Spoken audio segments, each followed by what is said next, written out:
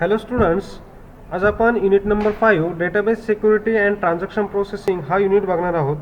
तर आतापर्यंत unit number 1 ते युनिट नंबर 4 यापर्यंत आपण जो सिलेबस बघितला, यामध्ये आपण काय की जो डेटाबेस आहे तो डेटाबेस कसा क्रिएट करायचा, त्याच्यामध्ये डेटा कसा स्टोअर करायचा किंवा त्याच्यावरती वेगवेगळे ऑपरेशन जसे इन्सर्ट, अपडेट, डिलीट आणि अजून भरपूर जे काही ऑपरेशन्स असतील ते कसे करायचे हे आपण शिकलो. आता म्हणजे आपण डेटाबेस कसा क्रिएट करता येतो हे आतापर्यंत आपण बघितलं आहे.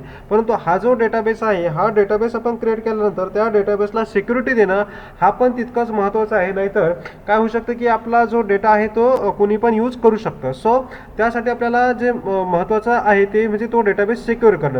सो त्यासाठी ह्या युनिटमध्ये आपल्याला database security and transaction processing असे 2 पार्टमध्ये आपल्याला हा युनिट बघायचा आहे. तर त्यामध्ये फर्स्ट जो पार्ट आहे डेटाबेस सिक्युरिटी, तो आपण पहिले बघू. Database security concerns the use of broad range of information security controls to protect the database against compromises of their confidentiality, integrity and the availability. Means आपल्याला डेटाबेस सिक्युरिटी म्हणजे काय की आपल्याला जे काही सिक्युरिटी कंट्रोल्स आहेत ते सिक्युरिटी कंट्रोल्स यूज करून डेटाबेसला काय करायचं आहे, प्रोटेक्ट करायचं आहे. आणि कशाच्या अगेन्स्ट आपल्याला डेटाबेसला प्रोटेक्ट करायचं आहे म्हणजे का, तर त्यामध्ये आहे डेटा कॉन्फिडेन्शियल राहायला पाहिजे.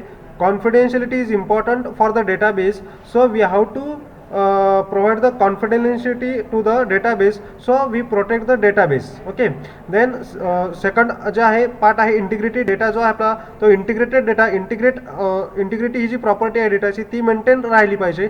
तर त्यासाठी पण आपल्याला डेटाबेसला सिक्युरिटी प्रोव्हाइड करणं गरजेचं आहे. आणि लास्ट वन आहे अवेलेबिलिटी. सो डेटा काय एनी टाईम आपल्याला अवेलेबल पाहिजे, तर त्यासाठी पण आपल्याला डेटाबेसला सिक्युरिटी प्रोव्हाइड करणं गरजेचं आहे.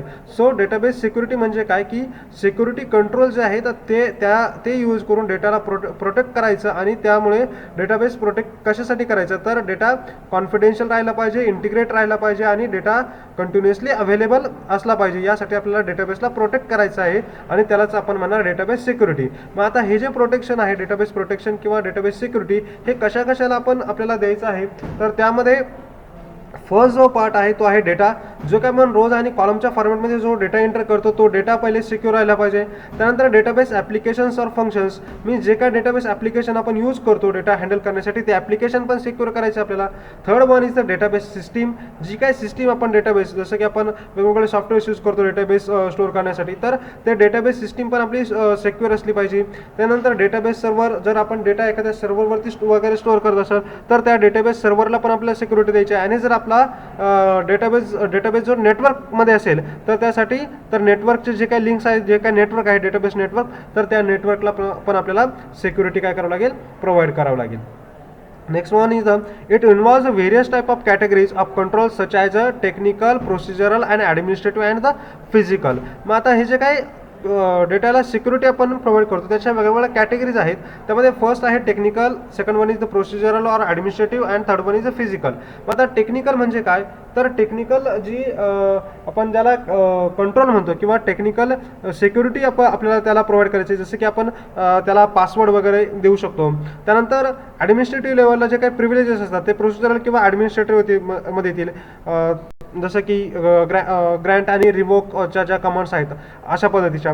आणि नंतर आहे फिजिकल मीन्स जे काय ॲक्च्युअली आपला ज्या डेटाबेसवरती किंवा ज्या ड्राईव्हवरती आपले हार्ड डिस्क असेल, सर्व्हर असेल, याच्यावरती आपला ॲक्च्युअल डेटा स्टोअर असतो, तर त्याला पण आपल्याला सिक्युरिटी प्रोव्हाइड करणं गरजेचं असतं. अशा पद्धतीने हे जे सर्व मेजर्स आहेत जे की डेटाबेस सिक्युरिटीमध्ये यूज केले जातात आणि हे सर्व यूज करून सिक्युरिटी कंट्रोल्स आपण डेटाबेस प्रोटेक्ट करू शकतो.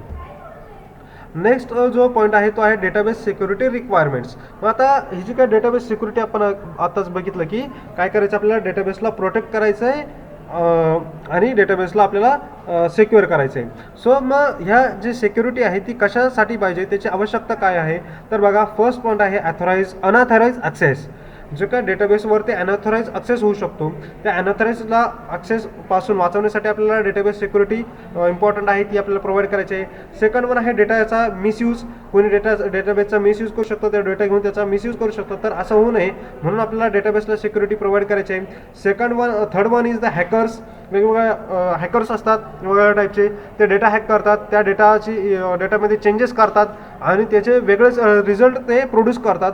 सो असे जे काही हॅकर्स आहेत त्यांच्यापासून आपल्याला डेटा वाचवण्यासाठी डेटाबेसला सिक्युरिटी प्रोव्हाइड करावी लागेल. Fourth one is the malware infection, म्हणजे काय व्हायरसेस असतात, ह्या व्हायरसपासून त्या व्हायरसच्या इन्फेक्शनपासून आपल्याला डेटाला सिक्युरिटी प्रोव्हाइड करावी लागेल. त्यानंतर आहे ओव्हरलोड्स आणि परफॉर्मन्स, म्हणजे की जो डेटाबेस आहे त्या डेटाबेसवरती जर नंबर ऑफ युजर्स किती यूज करतात, त्याचा परफॉर्मन्स कसा असतो, तर हे आपल्याला चेक करून त्या दृष्टीने त्याला सिक्युरिटी प्रोव्हाइड, म्हणजे किती user at a time database access करू शकतात, अशी सिक्युरिटी आपल्याला त्याला प्रोव्हाइड करावी लागेल. मग त्याचा तो ओव्हरलोड होणार नाही किंवा त्याचा परफॉर्मन्स जो आहे तो चांगला राहील. त्यानंतर आहे physical damage. Physical damage means आपण ज्या सर्व्हर किंवा ज्या ठिकाणी आपला डेटा स्टोअर करतोय तर त्या गोष्टी फिजिकली डॅमेज होणार नाही याची काळजी आपल्याला घ्यायची, त्याला पण आपल्याला सिक्युरिटी प्रोव्हाइड करणं गरजेचं आहे. त्यानंतर design flaws, programming bugs and data loss. आपल्याला आपण जो काय डेटाबेस डिझाईन करतो त्याला जे ॲप्लिकेशन आपण यूज करतो, तर असे जे काय डेटाबेस चे डिझाईन आहे, प्रोग्रामिंग आपण करतो त्यासाठी, तर या सर्व गोष्टींपासून वाचवण्यासाठी पण आपल्याला डेटाबेसला सिक्युरिटी प्रोव्हाइड करावं लागेल. त्यानंतर डेटा करप्शन, डेटा जो करप्ट होतो वेगवेगळ्या व्हायरसेसनी वगैरे, तर त्यासाठी पण आपल्याला सिक्युरिटी प्रोव्हाइड करावी लागेल. त्यानंतर जर नेटवर्कमध्ये आपण यूज करत असेल तर नेटवर्कला सिक्युरिटी देणं गरजेचं आहे. त्यानंतर आहे ॲक्सेस कंट्रोल, म्हणजे वेगवेगळे युजर्स असतात, ॲडमिनिस्ट्रेटिव्ह युजर असेल किंवा जे काही लेवल्स असतात युजरच्या वेगवेगळ्या, तर त्या ॲक्सेसनी आपण युजरला वेगवेगळ्या लेवलला देणं गरजेचं आहे. जसं की सपोज आपण एक कॉलेजचं जर डेटाबेसचं जर एक्झाम्पल घेतलं, तर जे काही हायर अथॉरिटी असेल, सपोज फॉर एक्झाम्पल प्रिन्सिपल लेवलला, तर त्या लेवलला सर्व डेटाबेसला ॲक्सेस असेल. त्यानंतर असेल HOD लेवल, तर त्यांना त्यांच्या डिपार्टमेंटचा डेटाबेसला ॲक्सेस असेल. त्यानंतर सब्जेक्ट टीचर, त्याला फक्त त्यांच्या सब्जेक्टच्या डेटापुरता ॲक्सेस असेल. स्टुडंट असेल तर त्याला फक्त व्ह्यू करण्याचा ॲक्सेस असेल. असा ॲक्सेस आपण ॲक्सेस कंट्रोलमध्ये देऊ शकतो आणि डेटाबेसला सिक्युअर करू शकतो. तर हे सर्व पॉईंट्स होते की ह्या सर्व पॉईंटसाठी ह्या सर्व जे काही गोष्टी आहेत यांच्यापासून आपल्याला डेटाला सिक्युअर करण्यासाठी आपल्याला डेटाबेस सिक्युरिटीची रिक्वायरमेंट आहे. ओके. त्यानंतर नेक्स्ट जो पॉईंट आहे यामध्ये तो आहे types of database users. Okay. मग आता आपण डेटा बघितला आणि डेटामध्ये वेगवेगळे ॲक्सेस आपण देऊ शकतो, तर त्यामध्ये वेगवेगळे युजर्स असतात, डेटाबेस युजर्स आपण ज्याला म्हणतो. आणि हे जे डेटाबेस युजर्स आहेत ते वेगवेगळ्या फंक्शन्स त्यांचे आहेत, ते वेगवेगळ्या कामासाठी किंवा वेगवेगळ्या डोमेनवरती ते काम करत असतात. त्यामध्ये फर्स्ट जो टाईप आहे तो आहे application programmer, second one is the sophisticated users, third one is the specialised user, fourth one is the stand alone user and last one is the native user किंवा नाईव्ह युजर्स आपण त्याला म्हणतो. तर application programmer हा जो user आहे किंवा हा जो टाईप आहे ॲप्लिकेशन प्रोग्रामरचा, हा काय करतो की जे आपण डेटाबेस आहे, डेटाबेस आपण तयार करतो, हा डेटाबेस तयार केल्यानंतर त्याच्यासाठी जे काही प्रोग्रामर्स किंवा ॲप्लिकेशन्स असतात त्याच्यामध्ये आपण डेटाबेसच्या DML क्वेरीज वगैरे एक्झिक्यूट करत असतो. तर असे जे काही ॲप्लिकेशन्स आहेत ते ॲप्लिकेशन्स हे ॲप्लिकेशन प्रोग्रामर डिझाईन करत असतात. त्यानंतर next one is the sophisticated users. हे स्पेशल टाईपचं एक सोफिस्टिकेटेड युजर्समध्ये जे डेटाबेस डेव्हलपर आहेत, SQLच्या क्वेरीज वगैरे जे रन करतात त्याला आपण सोफिस्टिकेटेड युजर्स असं म्हणतो. त्यानंतर आहे स्पेशलाइज युजर. हा स्पेशलाइज युजर म्हणजे काय बघा, की जे काही ॲप्लिकेशन प्रोग्रामर आहे किंवा सोफिस्टिकेटेड युजर आहेत, ह्या दोघींचं कॉम्बिनेशन आपण याला म्हणलं तरी चालेल. हा एक डेटाबेस युजरचा स्पेशल टाईप आहे. हा ॲप्लिकेशन प्रोग्रामर जे काही ॲप्लिकेशन्स आहेत, ॲप्लिकेशन तयार करतात, पण जे काही ॲप्लिकेशन्स म्हणजे जे काही कॉम्प्लेक्स ॲप्लिकेशन्स असतात ज्याच्यामध्ये सपोज काही मॅथमॅटिकल फॉर्म्युलेज वगैरे असतील किंवा जास्त कॉम्प्लेक्स ॲप्लिकेशन असेल, अशा टाईपचे ॲप्लिकेशन्स हे स्पेशलाइज युजर क्रिएट करत असतात. त्यानंतर आहे स्टँड अलोन युजर्स. हे पर्सनल यूजसाठी जे काही पर्सनल यूज करतात, म्हणजे एखादं ॲप्लिकेशन डेव्हलप केलं, for example medical store management असेल, तर त्यामध्ये जो मेडिकलवाला तो सॉफ्टवेअर यूज करत असेल तर तो असा स्टँड अलोन युजर, ते GUI असतो त्यांच्याकडे, ते GUI थ्रू यूज करतात. आणि लास्ट म्हणायचं आहे नाईव्ह युजर्स. नाईव्ह युजर जे आहे ते एक्झिस्टिंग ॲप्लिकेशन जे अवेलेबल असतं त्या एक्झिस्टिंग ॲप्लिकेशन यूज करून डेटाबेस क्रिएट करतात, त्याला आपण म्हणतो नाईव्ह युजर्स. तर ॲप्लिकेशन प्रोग्रामर जे ॲप्लिकेशन डेव्हलप करतात, सोफिस्टिकेटेड युजर जे आहेत ते डेटाबेस डेव्हलप करतात, SQL क्वेरीज डेव्हलप करतात. स्पेशलाइज युजर ह्या दोघांचं कॉम्बिनेशन आहे, जे काही ॲप्लिकेशन क्रिएट करतात पण कॉम्प्लेक्स टाईपचं ॲप्लिकेशन ते क्रिएट करत असतात. त्यानंतर आहे स्टँड अलोन युजर, जे की पर्सनल यूज करतात, GUI सोबत काम करतात, ते GUI वरती काम करतात, त्यांना बॅकएंड वगैरे काही माहीत नसतं.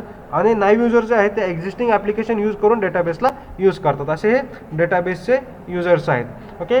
सो आजचं जे काही हे लेक्चर होतं यामध्ये आपण फर्स्ट बघितला introduction to database security. Database security काय आहे, त्यानंतर आपण बघितलं की डेटाबेस सिक्युरिटी रिक्वायरमेंट्स, काय काय डेटाबेसच्या सिक्युरिटीच्या रिक्वायरमेंट्स आहेत.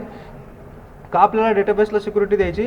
आणि थर्ड पॉईंट होता याच्यामध्ये डेटाबेस युजर्स, ज्याच्यामध्ये 5 टाईपचे युजर्स आहेत: application programmer, sophisticated users, specialize user, standalone users आणि नाही युजर्स. Okay, thank you.